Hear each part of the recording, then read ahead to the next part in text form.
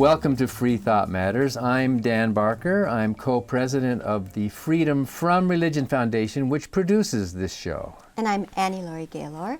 And today we have a very special guest with us here in the Friendly Atheist studio at Free Thought Hall in Madison, Wisconsin, Professor Jerry Coyne. Jerry, welcome to Free Thought Matters. Well, thanks for having me. It's great to be here. Now, your first book is called Why Evolution is True, which is a very plain-spoken title. Why?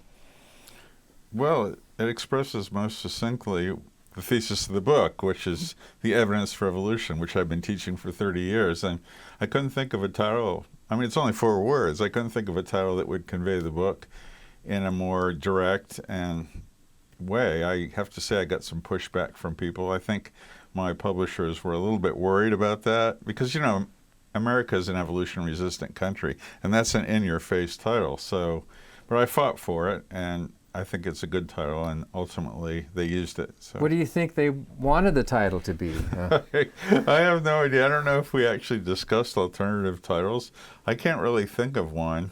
Richard's is called, his book on the evidence, Richard Dawkins, The Evidence for Evolution, is called The Greatest Show on Earth. But then he has a subtitle, and my editor, Wendy Wolf, who's a great editor at Viking Penguin, she's resistant to subtitles, so I didn't want to have one for this book. So that was the best one. Well, I think it's a great title. Yeah. And is it the kind of title where you're just making the case to the American public? Anybody can pick this book up and understand why evolution is true? Yeah, you don't really need a biology background. All you need is intellectual curiosity. The audience were people who already accepted evolution but didn't know the evidence for it. Then, you know, people tend to defer to experts. But it's nice, especially given the fact that only 1 in 5 Americans accepts naturalistic evolution, that everybody who accepts it knows why it is true. And I'm sorry, but 1 in 5? I thought about 50% of Americans accept evolution. Well, it depends on how you define accepting evolution. The latest Gallup poll shows that 40% of Americans are young Earth creationists, so they just accept the biblical story in Genesis. Another 30-odd% are theistic evolutionists. So let's say that evolution happened, but God had a hand in it. I don't consider them real evolutionists. They span the whole gamut from people who believe in sporadic divine intervention in evolution to people who just say, well, God created the universe and evolution was a byproduct of that. You know, but if you put God in it, then it's not naturalistic. And then the people who accept evolution, who answer the question that humans evolved from other creatures and God had no hand in the process, is 19%, 1 in 5. And that's the way we teach it in the classroom. But, so that's almost like as many freethinkers there are in the country. We're almost 1 in 4. Yeah. So that's kind of dismaying. Yeah, it's distressing. And it explains, you know, the explanation for our resistance is this. I've talked to you earlier, the fact that we're one of the most religious, in fact, the most religious first world country. And there's a definite negative correlation between how religious you are in a country and how much evolution you accept. So aren't we tied something with a country like Turkey for acceptance of evolution? Yeah, Turkey is the only so-called first world country that's lower. I don't know who determines whether the country is first world or not, but Turkey's in that class, and that's the only one that's lower than we are. But they're also very religious because they're a Muslim country. It also holds, by the way, for U.S. states. So if you look at the religiosity of all 50 states and plot acceptance of evolution, the more religious states, which of course are in the South, are the ones that are most resistant to evolution. So this negative correlation holds for countries as well as states. So why is evolution true? Because of the evidence. You know, that's why any scientific theory, we can discuss what a theory means if you want, but there's so much evidence in favor of evolution. The fossil record, biogeography, embryology. Each one of these has a chapter in the book supporting it. Vestigial organs, etc. There's so much evidence, and it's not just evidence, it's confluent evidence. It all says the same thing. Evidence is for natural selection. And there is no evidence against evolution, which is important because there could be evidence against evolution. But you just used the word theory. Yes. Some viewers might think, aha, you don't think it's actually true. You're saying it's a theory. Yeah, that's an old canard, a really old canard, an inedible canard that was promulgated by Ronald Reagan in 1980 when he denied evolution by saying, well, it's only a theory, and some scientists doubt it. And only a theory means to the average person, it's just a speculation or wild guess. But in science, a theory is an explanatory scheme that accounts for a lot of data. And other theories are the germ theory of disease, that things like smallpox and pneumonia and AIDS are caused by microorganisms, infectious microorganisms. That's the theory. It's called the germ theory. It still is. So you wouldn't say the germ theory of disease means there's no such thing as germs, right? Yeah, I mean, that's just because you use the word theory. Yeah, if you try to impugn evolution by saying it's only a theory, then at the same time you're impugning the germ theory of disease and the atomic theory, which claims that elements are made up of chemically indivisible bits of matter called atoms that retain those chemical properties. Or music theory. There's no such thing as music. Yeah. So, there's this misunderstanding in the public of what a theory is. And to say the theory of evolution means it's a guess or a speculation is just wrong. Mm-hmm. And the data in this book is the evidence that supports the theory. So a theory can be a theory and it can be a true theory, and evolution happens to be one of those. And Jerry, what do you see as the harm of all of this ignorance in the United States, or this resistance to acceptance of evolution? Well, it's not as dire as not accepting climate change. Because, if you don't accept evolution, it's not going to bring on the end of the world. But it denies people the wonder of biology. In a way, studying evolution is like studying fine arts, in that it allows us a greater appreciation and awe and understanding of our universe. But it happens to be true. I mean, you can't say a painting is true or not true. It either moves you or it doesn't. But evolution, you can say, is true. And by understanding evolution, we understand a lot about where we came from. To science, evolution is important because accepting that opens up whole new areas of research that could not be answered before. For example, if you see a cardinal and the male is very bright red and the female is drab brown, if you're an evolutionary biologist, you can ask, well, why is that? Why is always the male the brighter bird? And then Darwin had an answer to that: sexual selection based on evolution. If you have a religious theory, then the only answer you can have is, well, that's the way God wanted it to be. That's the way things are. Yeah, and God wanted the male birds to be brighter than the female birds. And then you have to ask, well, why did God want it that way? And theologians would just say, we don't understand. So it opens up whole new areas of research and understanding. I can't say that the study of evolution has considerably benefited humanity materially, but it certainly benefited us mentally and in a scholarly way, and if I can use that word, spiritually. So. And also, what about things like stem cell research and all of the scientific progress that we need to make? Aren't we hamstrung if our country is sort of in the dark ages when it comes to acceptance? Some of it, in some ways, we are not necessarily from stem cell theory, but for other areas. For example, people will now use evolutionary algorithms when they develop new microorganisms or try to figure out ways to build computers. They'll use natural selection algorithms, which they wouldn't be doing. When they predict the flu vaccine for next year, they will use considerations of evolution. The reason why microbes become resistant to antivirals and antibiotics is natural selection, of course. Those bugs that are resistant are the ones that survive, and so doctors have to be aware of that, and that's one reason why you have to take all your antibiotics even though you feel better. So there are medical implications of evolution. Well, and then in agriculture, pesticides and resistant and having to be changed all the time. Yeah, well, see, the people have been doing selective breeding long before we learned about evolution. So one thing you could realize is that something's going to become resistant to whatever you try to kill it with.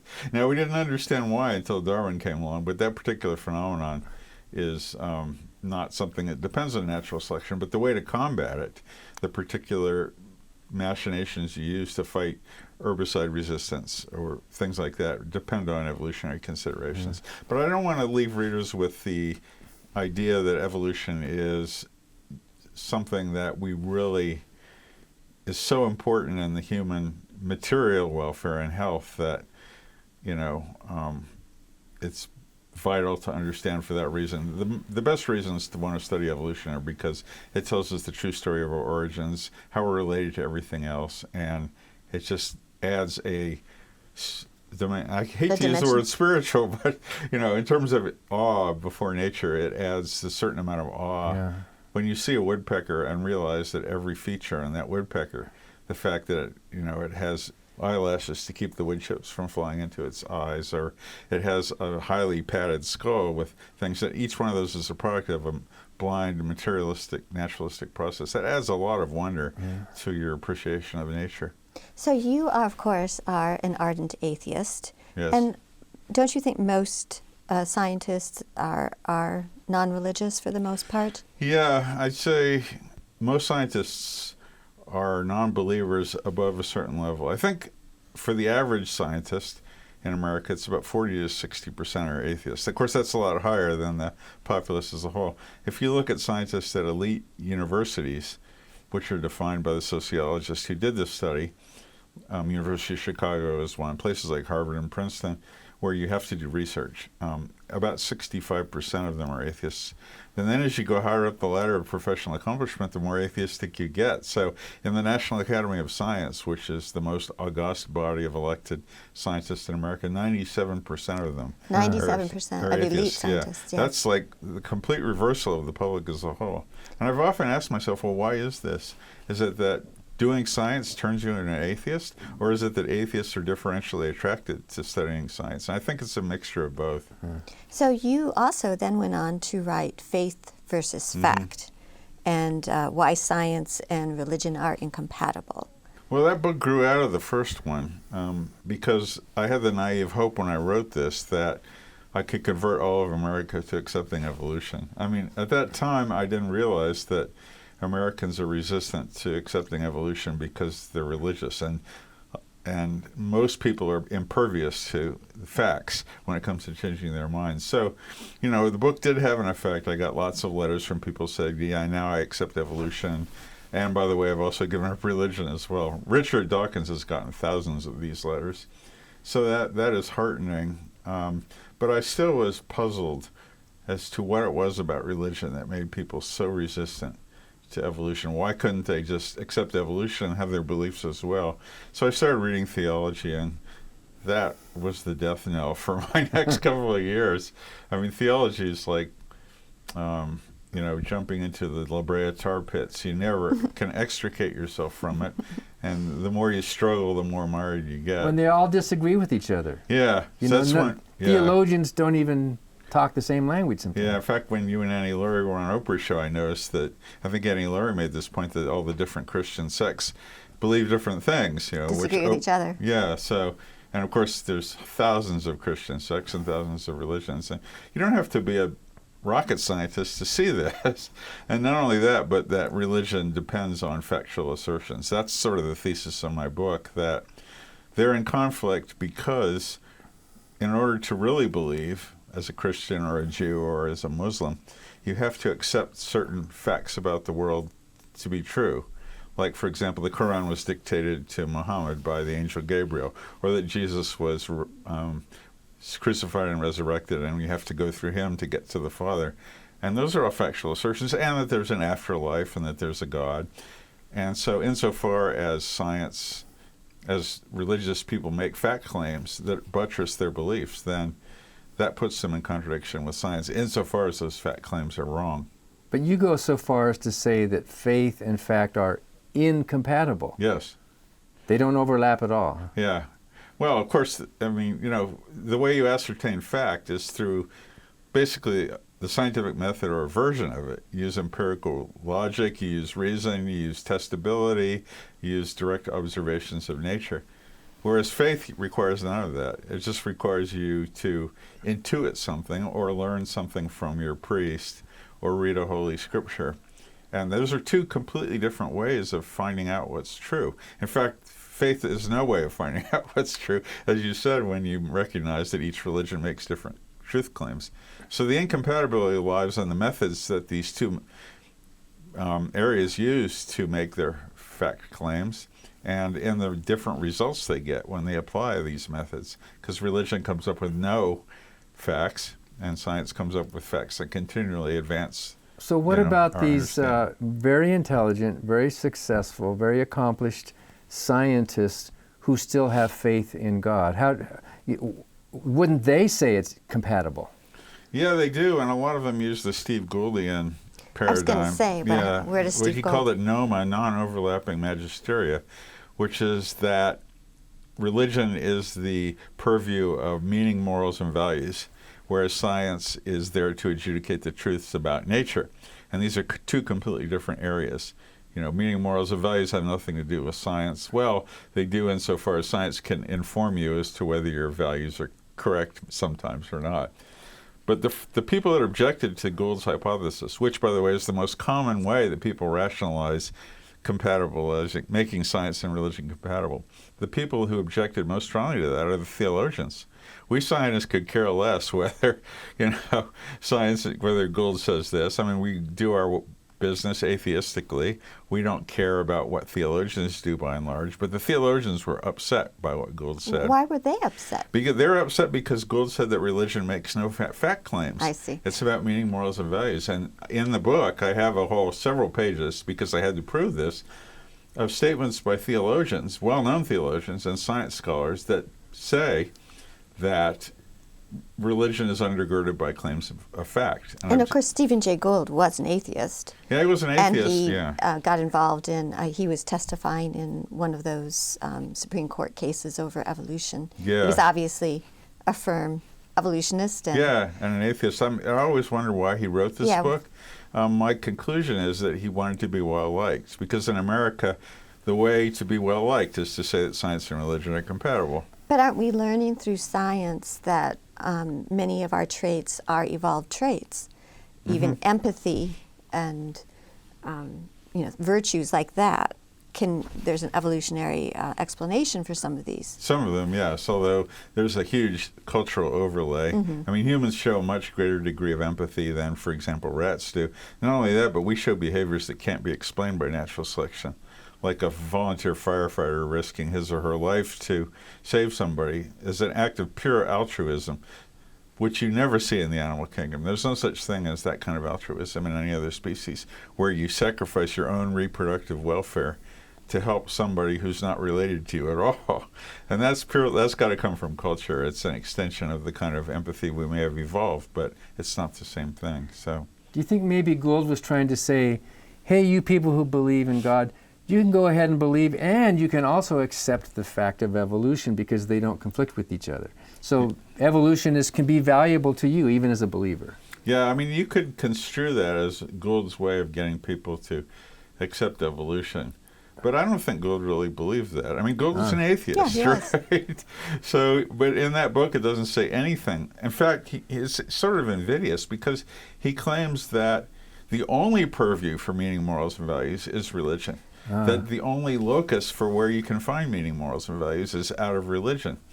And I called him out on that, and he said, well, let's just call it religion if you're dealing. I mean, he just became tautological. So, well, and that is a big bugaboo. I mean, because you could extrapolate from that atheists are immoral. Yeah. And that's one of the biggest myths that we face, that somehow morality does come from religion. Therefore, if you don't believe in a God, you're not a moral person. Yeah, that's a common misconception.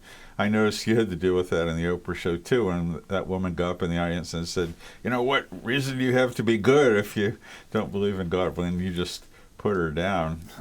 But we know that is wrong, because in atheistic countries like Scandinavia and Denmark and Sweden, they're perfectly moral, if not more moral than we are in America.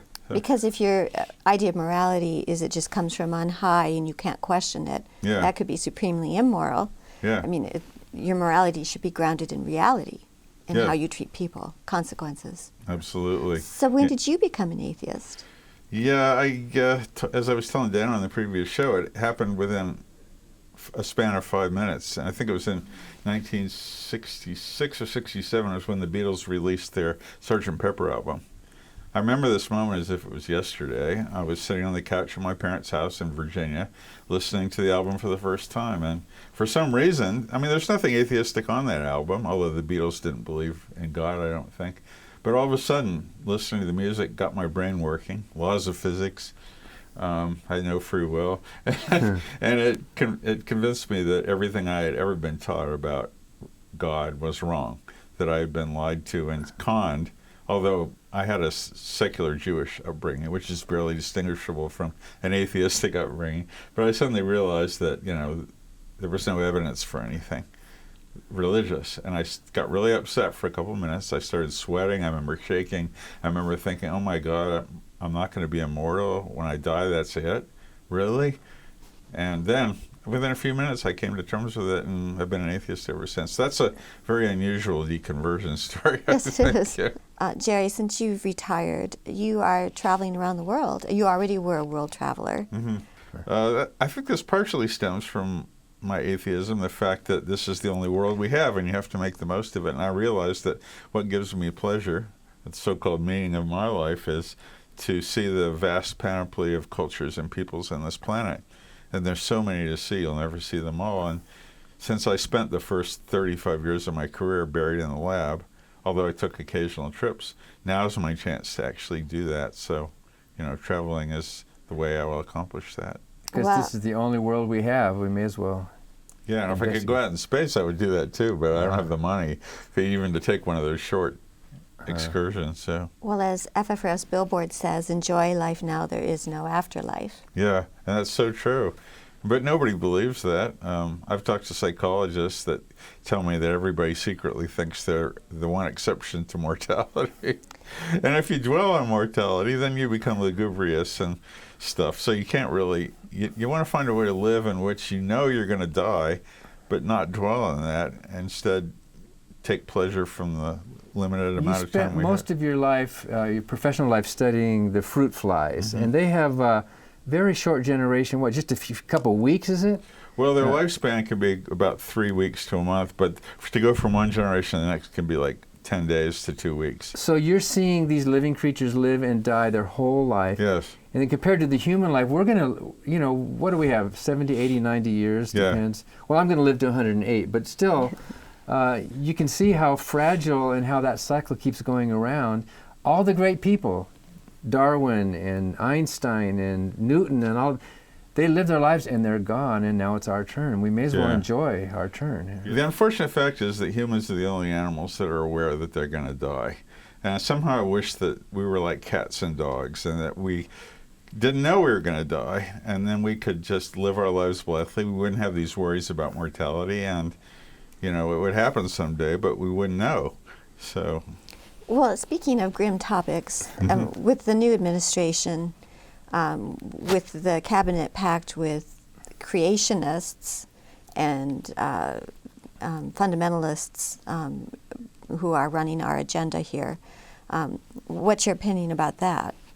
Well, like all good liberals, I cannot stand Trump or his cabinet selections. I can't think really of a single good person that he's appointed to his cabinet. I mean, he's just stacked it full of people that are just determined to dismantle their own departments. Well, there's a definite anti-science agenda. Yeah, anti-science agenda. That's why the Science March originated. Unfortunately, I don't think it's had much of an effect, nor could it, given the people that are in power that are just resistant to this.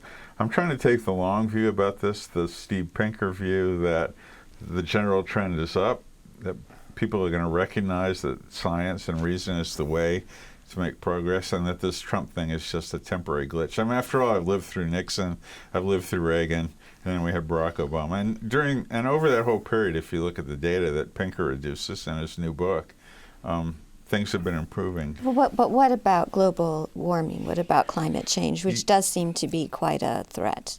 Yeah, it is. And again, I just almost finished. I'm near the end of Enlightenment now, Steve's book, which I highly recommend. And he has a long chapter on climate change. He sees it as a serious problem. He doesn't fob it off by any means, as don't I. We're in danger of killing off our whole planet. People won't take that seriously until Miami starts going underwater, I'm afraid. But that would be too late, so we have to do something now. But our country is also an outlier on climate change. Yeah, of course, we weren't for a while, but that's also the anti-science religious blindness, isn't it? Yeah, although most Americans accept human-generated climate change, the administration doesn't. We withdrew from the Paris Accords. But in the end, I think it's the people is going to recognize it. I still think that the next administration is going to be Democratic. Maybe that's foolish, but, Obama, though, I mean, he did some stuff, but he needed to take this climate change more seriously. I don't think people realize what we're facing, that a 3-degree rise in average temperature over the next, couple of centuries is going to wreak havoc, not just with human cities and stuff, but with species of animals. But we'll all be in heaven, and this earth is just a stepping stool. It won't matter, Well, right? my little saying is the only afterlife that we should be concerned about is leaving our descendants a secure and pleasant future. And descendants, I don't just mean children, human children. Yeah. The planet, the other animals and wildlife. And so it is a real concern. Yeah, it is. That if you think there's another life that we'll go on to, and it devalues this life. That's true. And in fact, Congress people have said explicitly that they're not that concerned about this because, if God will find a way to save the planet if he wants to save it. And this sort of religious mindset that everything will be okay because God wants it to be okay is hampering our If that's right. That if there are human problems, we don't really have to worry about it. God will provide. Yeah. These days of prayer and praying about drought and praying for snow, even in Utah. This is all coming from that same. Religion concept. has always been a way to keep people from having to improve their own lot. I mean, the slaves were preached every Sunday about how they're going to have a better life in the next life to keep them down on the plantation. Well, we're being told the same thing by evangelical Christians, that it doesn't matter much because the next world is going to be a better one. But well, I think there is a source of hope here if people would read your books. If people would read Dr. Jerry Coyne's books, Why Evolution is True and Faith versus Fact, that would make a difference, I think. So we really appreciate the fact that you wrote those books. Well, I would hope it make a difference. I'm not so sure about that. I would add to those, Steve Pinker's 2 books, The Better Angels of Our Nature and Enlightenment Now. Yeah. I don't know if you've had him on this show Well, yet. We actually have, and Stephen Pinker is the honorary president Yeah, he is. of our honorary board. And I did the very first interview with Steve about his new book, which aired on this show. Oh, really? Yeah. So. Yeah, he had to keep quiet about it before it came out because he didn't want to give people too much away. But he's making a very good case that, first of all, things are getting better. But second of all, insofar as we still have problems, the way to address them is to use reason, humanism, optimism towards progress, and not to use superstition. So there's a current of religion dissing which goes through his book, but it's not overt. Steve's never been a in-your-face atheist. He's a quiet atheist. So. But it's the Enlightenment and helping to keep the Enlightenment candles burning brightly. And you have too. So thank you very much, I appreciate Jerry, it. Thank you. for your work.